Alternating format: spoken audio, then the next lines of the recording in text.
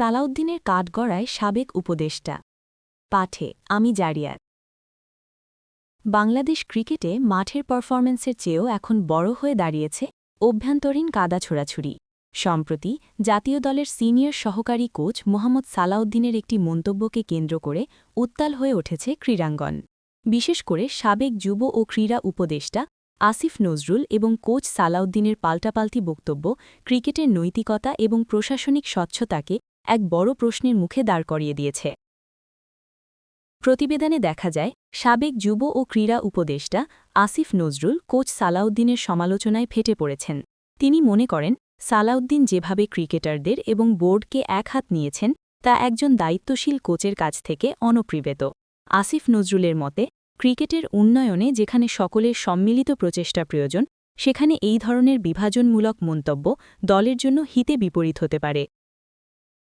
অন্যদিকে মোহাম্মদ সালাউদ্দিন তার অবস্থানে অনড়।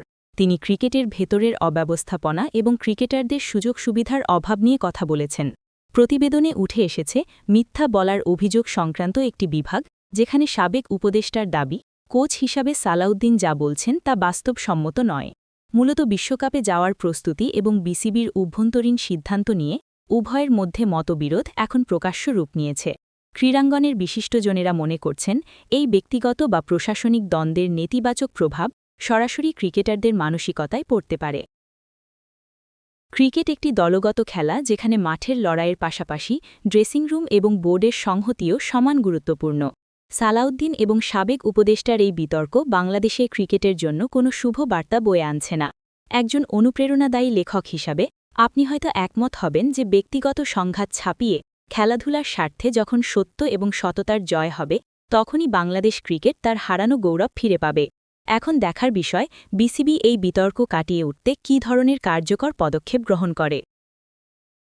বস, একটা লাইক, শেয়ার, সাবস্ক্রাইব হবেই না?